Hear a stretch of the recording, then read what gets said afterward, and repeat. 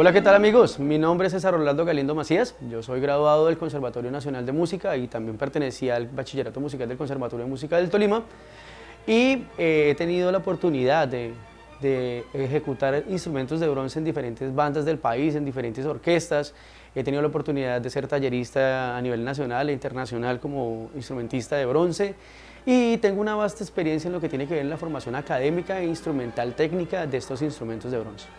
El día de hoy queremos invitarlos a vivir este maravilloso mundo que son los instrumentos de bronce. Vamos a vivir un video taller donde vamos a mirar las cosas principales, las cosas más básicas de este maravilloso mundo de los instrumentos de bronce.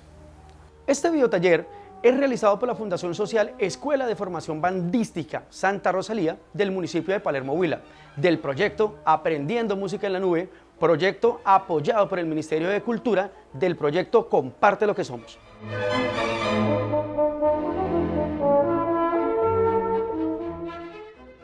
Desde el comienzo de los tiempos, desde los comienzos del ser humano, de la llegada del ser humano, siempre el hombre primitivo, el ser humano intentado comunicarse, ese siempre ha sido el principio básico de nuestra existencia, la comunicación. Al principio con piedras, con palos, tratando de pronunciar, de articular palabras, todo esto ha sido un proceso que ha venido surgiendo a través de la vida.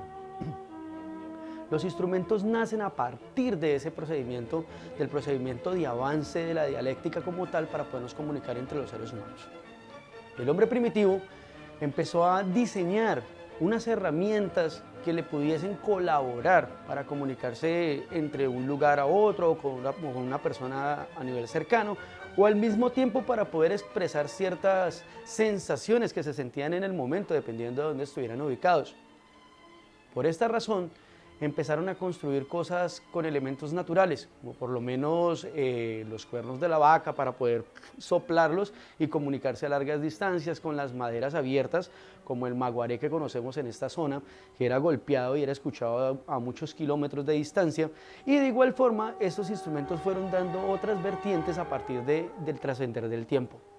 Vertientes que se convirtieron en vertientes culturales, porque ya estos aparatos que se necesitaban para comunicarse se convirtieron en un medio de expresión. Entonces ellos sabían que si golpeaban de cierta forma una estructura de madera o soplaban un elemento que fuera cónico o que tuviera salidas o pudiera entrar una columna de aire, podían producir sonidos en diferentes alturas y pudieron notar que estos aparatos podían construir y hacer arte como tal.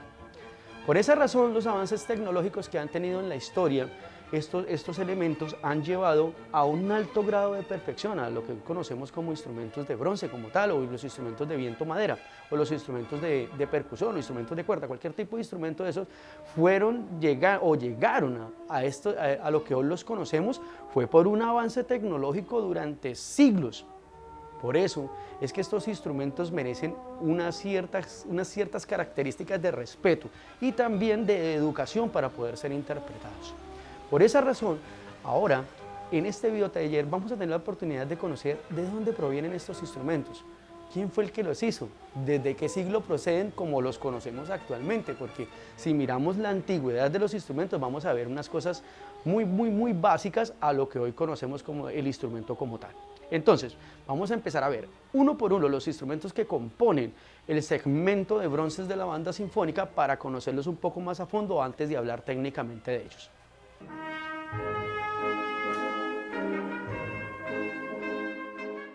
La trompeta. La trompeta, este conocidísimo y como muy afamado instrumento, tiene una descendencia muy antigua. Se dice que las primeras trompetas fueron construidas por los egipcios.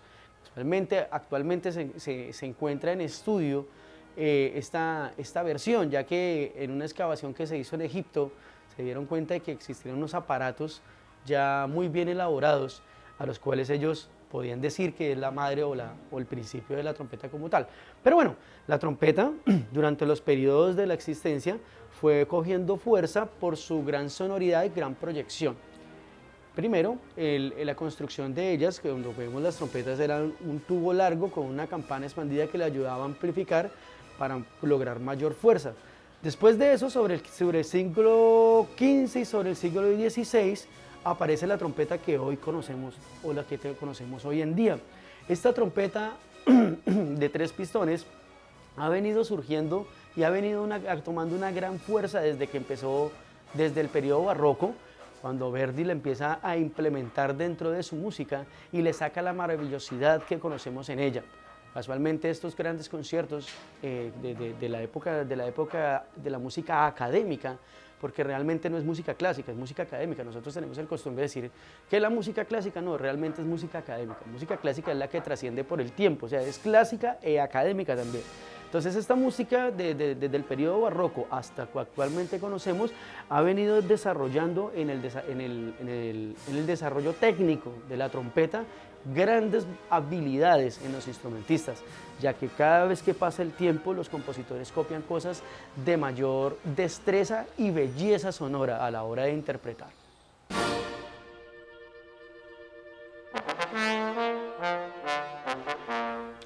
El trombón, o antiguamente conocido como sacaucho. Este instrumento es un instrumento bastante particular, ya que no cuenta con las barras o los pistones que cuentan los demás instrumentos de la familia de los bronces. Este instrumento cuenta con una vara que se desliza y produce diferentes largores en el tubo, lo cual produce diferentes sonoridades altas o bajas. Este instrumento tomó su diseño actual en la Francia moderna del siglo XVI. Este instrumento fue diseñado, fue construido en la Borgoña antigua por una familia de construcción de instrumentos flamencos. Este instrumento cuenta con diferentes registros dentro de la banda, por eso podemos hablar de su gran gama de instrumentos dentro de ella. Encontramos el instrumento del trombón en mi bemol, que es un instrumento que produce una sonoridad muy aguda. Encontramos el trombón en si bemol, o el trombón alto, que es un trombón que también cuenta con un gran registro hacia el registro agudo. Ya de ahí para abajo encontramos el trombón tenor y el trombón bajo, que son como los más comunes dentro de nuestra familia de la banda sinfónica. Estos dos instrumentos que acabé de decir a lo último, trombón tenor y trombón bajo, después del siglo XVI hacia esta época moderna, o sea, actualmente, estos instrumentos se les ha añadido un pistón, el cual cumple la función de aumentar el registro hacia el sistema grave del pentagrama. O sea, estas llaves lo que nos permiten es tener un mayor dominio del registro grave y además acortar las posiciones de la vara en las posiciones sexta y séptima, que queda muy lejano el brazo, y las coloque en la primera, segunda y tercera para lograr así una alta ejecución del mismo.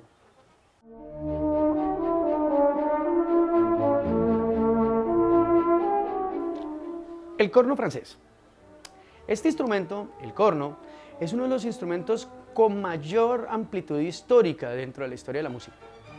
Este instrumento nace de la ejecución del hombre primitivo que vio la oportunidad de coger los moluscos en el mar, esos caparazones, y soplándolo en la parte de abajo y con un movimiento de la mano logró obtener una forma de comunicación. Desde ahí nace el corno francés. Este instrumento ha sufrido mucho en lo que tiene que ver con transformaciones. Este instrumento es conocido como el famoso corno de caza, es conocido como, o sea, ha tenido diferentes facetas en la historia del mundo, llegando así a ser establecido por Dupont en 1825, siendo ya perfeccionado a lo que hoy conocemos en 1918. Este instrumento ha tenido mucha trascendencia. A veces la gente en las bandas dice que el cornista o los que tocan corno francés son los instrumentistas más locos. ¿Por qué? Porque pues, el instrumento como tal cuenta con un encurvaje que lo hace un poco complejo a la hora de ejecutar, ya que el instrumentista debe tener muy concreto en su cabeza qué es lo que va a hacer para que el nivel armónico del instrumento no le impida tocar lo que se les necesita. Y ustedes dirán, ¿pero por qué no le impida? Porque los armónicos o la tabla armónica, que hablaremos en un próximo video, un poco más avanzado, un poco más técnico, la tabla armónica hacia el registro agudo hace que las notas empiecen por armónicos a cerrarse. Y si el instrumentista no tiene claro en su cabeza con todas las curvas que tiene el corno francés, es muy posible que el instrumentista falle o se equivoque a la hora de ejecutar. Desde la época de los vikingos se conoce el corno también ya como un instrumento de bronce, porque en su principio era construido con los cuernos de las vacas y todo eso, y era utilizado como un instrumento para atraer el ganado para poder ser cazado. Ya con la llegada de los vikingos y su perfección en bronce, se conoce como el famoso corno vikingo. Ese era un método para no estrellarse en las aguas, pues obviamente había una penumbra muy espesa y todo eso, entonces los vikingos lo utilizaban para avisarse de que iban y de pronto no colisionar. De ahí hacia 1825 que Dupont construye el primer corno real, y después el establecido en 1918, eso ya nos viene mostrando de entre 1825 hasta 1918 el corno empieza a sufrir unas transformaciones bastante extrañas, pensando que empezó con un solo pistón y con una bomba de recambio. La bomba de recambio es la bomba de afinación que nos permite tocar en diferentes afinaciones. Entonces era entretenido ver un trompista, porque un trompista en la época antigua tenía hasta 4, 5, 7 cornos en el piso, porque si cambiaba de tonalidad la obra, posiblemente él tenía que cambiar también de corno. Ya tiempo después, para evitar esa molesta forma de tocar, diseñaron un corno que se le podía cambiar la bomba, venían con unas bombas de diferente tamaño, entonces hacía posible el no llevar tanto instrumento, pero sí llevar un juego de bombas de recambio. Con la aparición del segundo pistón, las bombas de recambio empezaron a volverse un poco disminuidas. ¿Por qué? Porque el nivel de armónicos del corno empezó a solucionar el problema de las bombas de recambio, porque ya había una mayor amplitud teniendo dos pistones. Cuando aparece el tercero y el cuarto, ya el instrumento toma su capacidad de interpretación sin necesidad de bombas de recambio, que eso sucedió en 1918 con el corno establecido, ya como lo conocemos. Desde 1918 hacia acá el corno ha sufrido un par de transformaciones: la llegada del corno en mi bemol, la llegada de la extensión del corno y miles de cosas más que han sufrido, que lo han llevado a ser uno de los instrumentos de mayor grado de dificultad y mayor grado de ejecución. Por eso el corno en las bandas cumple la función más importante que todo el mundo debe entender, que es la de fusionar las maderas con los bronces, ya que su color opaco hace que estos dos brillos se mezclen y generen la sonoridad perfecta para la banda.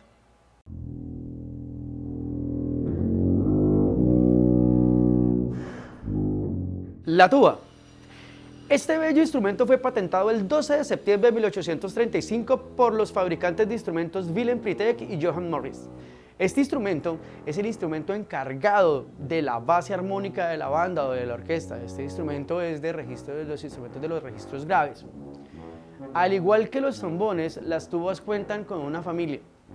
A veces la gente piensa que el eufonio hace parte de la familia de las tubas, y pues sí, son similares, son cercanas, pero yo creo que los eufonios un poco más tirando a la familia de los cornos, ya que en su extensión hacia abajo, en el periodo de la música académica, está más ligada a parecerse a los cornos o a los famosos cornos, a las tubas wagnerianas.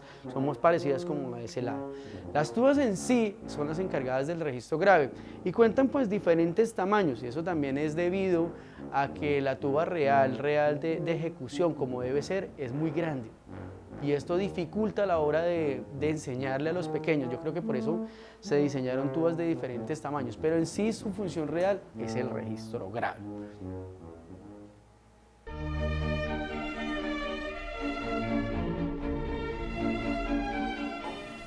El eufonio.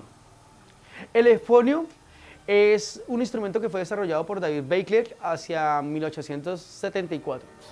Este instrumento tiene una gama de compañeros, llamémoslo así, que también, al igual que el trombón, nos llevan desde el registro más agudo del mismo hasta el registro más grave. Entonces hablamos de los famosos bombardinos en mi bemol, que son muy pegaditos a los cornos. Casualmente son unos pequeños cornitos que se tocan con la mano derecha, o sea, al contrario de cómo se toca un corno. Vienen los famosos barítonos TC, que solamente cuentan con 3 pistones y se leen en clave de sol, y son muy, pero muy comunes en Colombia. Casualmente las bandas de la costa atlántica y diferentes bandas utilizan este instrumento porque el desarrollo técnico de él es muy similar a la trompeta, lo cual hace que el instrumentista baritonista o eufonista logre gran velocidad en la ejecución con 3 pistones. Por eso son muy conocidos en la música tropical porque logran hacer improvisaciones de alto nivel de ejecución.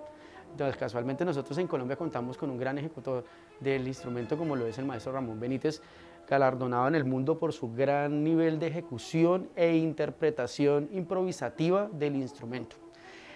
Encontramos después del barítono TC muchas de las formas, muchos estilos, podríamos llamar, de este mismo instrumento. Encontramos el barítono TC helicoidal, que es el que trae la campana un poco hacia el frente, que eso lo que hace es proyectar el sonido de una forma más profunda hacia el frente, no hacia arriba, como lo puede tener el eufonio como tal. Y ya el eufonio, que cuenta con el cuarto pistón, ese cuarto pistón lo que nos permite el eufonio es poder tener mayor registro hacia el registro grave. Entonces eso lo que hace es que la familia de los eufonios sea una familia con un registro también bastante grande, y en la banda su función, al igual que el corno, que son llamados los híbridos, es fusionar las maderas con los bronces logrando el color adecuado, que es el que ustedes escuchan cuando oyen un concierto o algo y el del que ustedes disfrutan. Después de haber hecho un breve recuento sobre la historia de los instrumentos de bronce en el mundo, sobre su nacimiento, sobre su desarrollo técnico, vamos a entrar en materia sobre de qué o cómo se ejecutan estos instrumentos. Lo primero que debemos tener en cuenta para la ejecución de instrumento X o Y que requiera de una columna de aire, como los instrumentos de viento, tenemos que hablar de la postura. La postura en los instrumentos de bronce para todos, tanto para adultos como para niños, es la misma. Se debe contar con unas pautas especiales para poder ejecutar bien estos instrumentos y que no nos cause problemas físicos como hernias, como dolores de espalda o como los famosos vientos que se nos ubican en la parte de atrás de los pulmones. Para ello, vamos a hablar de unas pautas muy importantes para poder ejecutar estos instrumentos. La postura del cuerpo.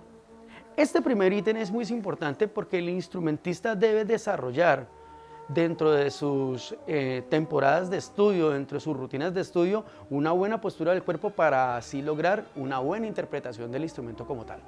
Para ello, un instrumentista siempre debe tener la columna muy recta, evitando así hernias o daños a largo plazo que nos van a impedir la ejecución de los instrumentos como tal. El instrumentista debe estar lo más recto posible, siempre adoptando una posición yo la llamaría una posición de formalismo, donde esté el pecho hacia afuera y logremos nosotros con el dominio y el abrir del pecho lograr una mayor profundidad a la hora de respirar como tal.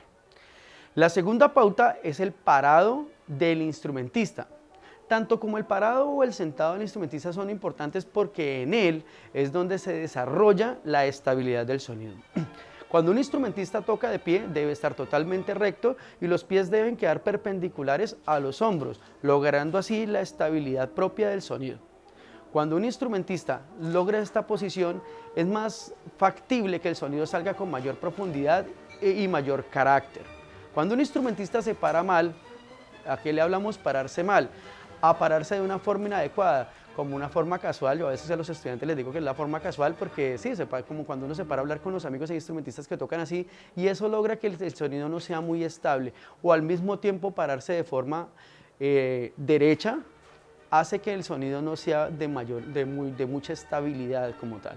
Entonces, por eso es la importancia de pararse siempre con los pies perpendiculares a los hombros, y ya al lograr la ejecución, ya cuando venga la postura de los brazos, de las manos, eso es dependiente de qué instrumento es el que vamos a ejecutar. De eso hablaremos ahorita en el otro ítem. ¿Cómo nos debemos sentar? Cuando tenemos un estudiante pequeño o un pequeño, debemos sugerirle que los pies siempre estén aterrizados en el piso.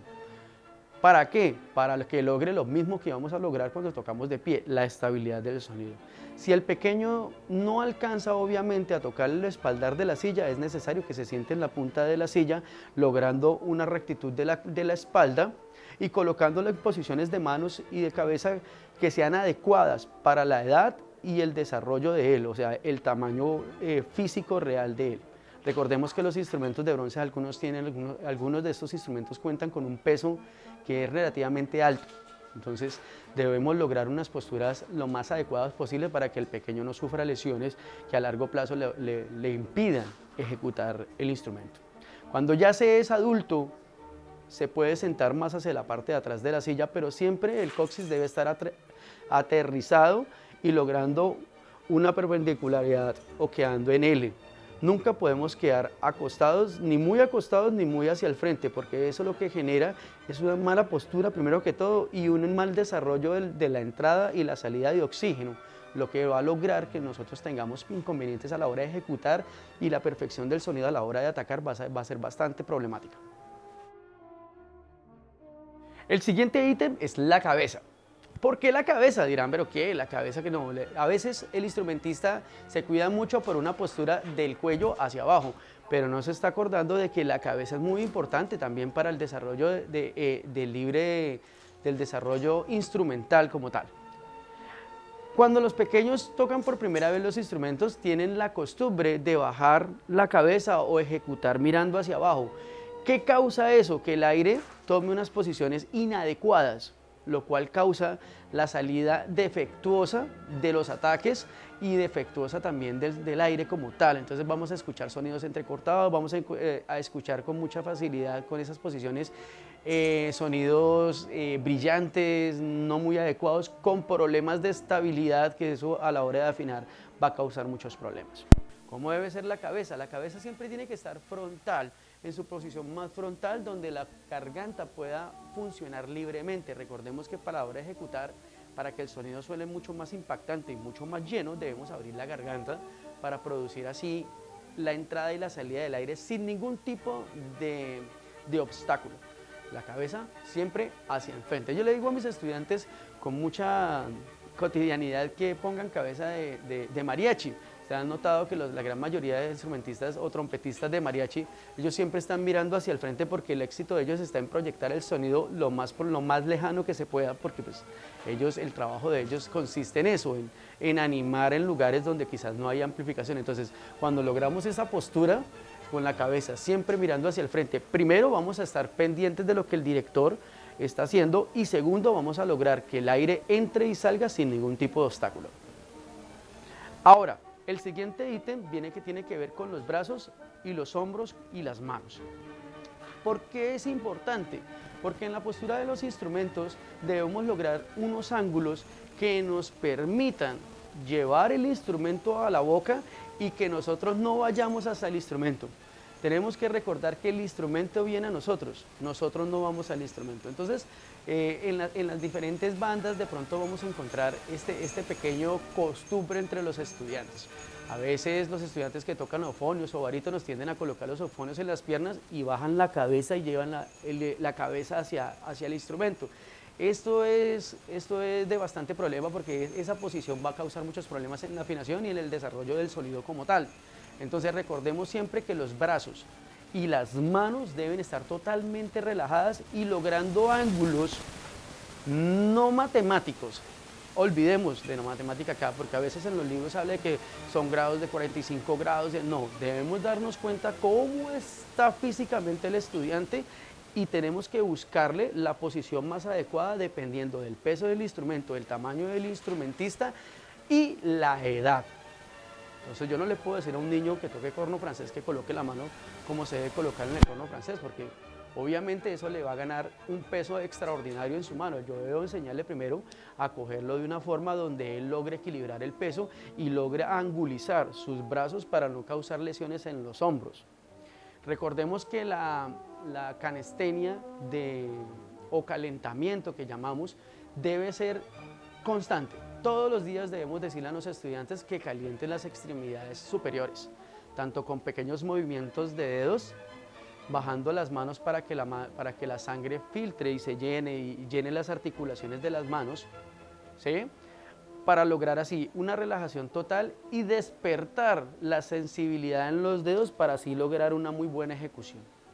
Los hombros siempre deben mantenerlos con movimientos para que no cause lesiones como las que comúnmente vemos, que son lesiones laborales, que hablan de los famosos manguitos rotadores, que es cuando nosotros tenemos una posición en específico y la mantenemos por largo tiempo manteniendo un peso, va a ser muy factible que tengamos daños en los manguitos rotadores. Pero si nosotros estamos haciendo calistenia constante, estamos calentando no a nivel profesional de gimnasta, sino simplemente calentamientos básicos, es muy posible y va a ser muy posible de que nunca suframos daños ni en los hombros ni en las manos. Ahora vamos a hablar de una de las partes más importantes a la hora de ejecutar un instrumento de viento, que es la respiración. Recordemos que todos estos instrumentos están clasificados dentro de la familia de los instrumentos de viento porque necesitan de una columna de viento constante que le permita al instrumento sonar. Para ello se necesita tener una buena respiración. Hay muchos modelos, hay muchos prototipos de respiración en las técnicas de ejecución de los instrumentos, pero para los pequeños vamos a arrancar hablando de la forma más básica, que es respirar y botar el aire. Es importante que el instrumentista adopte una posición de tranquilidad a la hora de respirar. Hacer movimientos bruscos como levantar los hombros o cerrarse de pecho va a causar muchos problemas a la hora de respirar porque va a cortar la capacidad de llenar y vaciar nuestro cuerpo de aire. Para eso es importante generar en el estudiante la conciencia de que se debe respirar no para vivir, sino para tocar. Entonces, normalmente yo en mis diseños de talleres hago que los estudiantes respiren constantemente por la nariz y boten por la boca de una forma natural, pero alcanzando mayor cantidad de oxígeno y que tengan una mentalidad de que lo están haciendo, porque pues nosotros en la vida normalmente nos vemos de forma cotidiana y pues ya lo volvemos una costumbre respirar por la nariz y botar por la boca, pero cuando lo hacemos con un grado de conciencia nos podemos dar cuenta que cómo funciona este maravilloso mundo de la respiración. Cuando ya hemos tomado conciencia de respirar por la nariz y botar por la boca el aire, vamos a un paso más allá.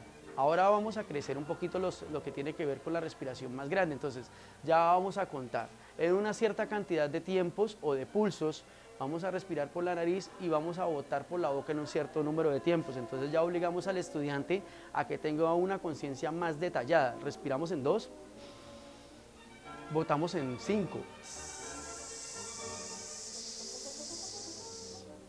Eso va generando en el estudiante la conciencia de que él debe respirar con una intencionalidad instrumental. Esto lo podemos hacer cada día a día un poco más de nivel, llamémoslo así. Ya no respiramos en 2, sino respiramos en 1 y botamos en 10. O respiramos en 2, botamos en 15. Cuando ya el estudiante tiene la conciencia de ello, es necesario generarle entre los dos momentos, la respiración y la expiración del aire como tal, debemos diseñarle una pausa.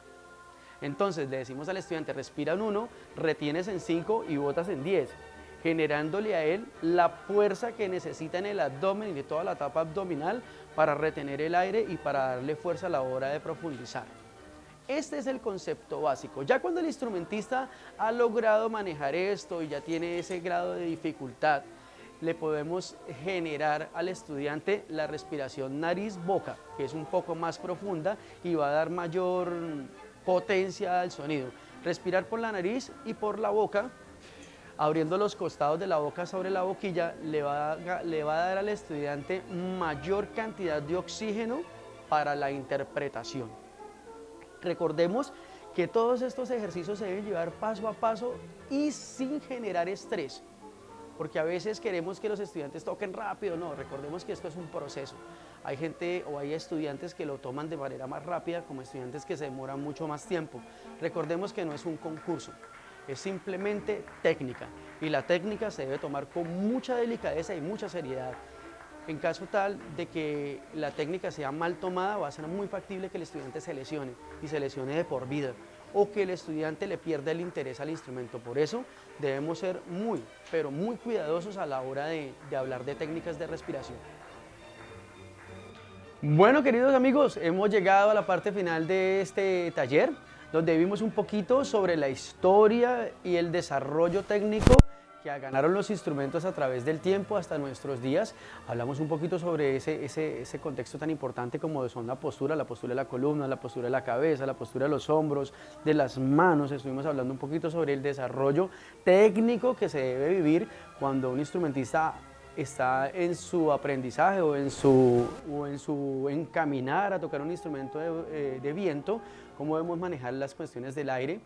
Hablábamos un poquito de que no se debe presionar a los estudiantes, de que debemos tomar las cosas con más conciencia que velocidad. O sea, la idea a la hora de aprender un instrumento de viento no es que se logre tocar rápidamente. Es más, yo creo que estos procesos deben ser muy lentos, deben ser procesos con mucha conciencia. Debemos aprender a entender qué estamos haciendo más que lograr tocar rápido. Recordemos que este videotaller es realizado por la Fundación Social Escuela de Formación Bandística Santa Rosalía del municipio de Palermo, Huila, del proyecto Aprendiendo Música en la Nube, proyecto apoyado por el Ministerio de Cultura del proyecto Comparte lo que somos. Nos vemos en una próxima ocasión. Muchas gracias.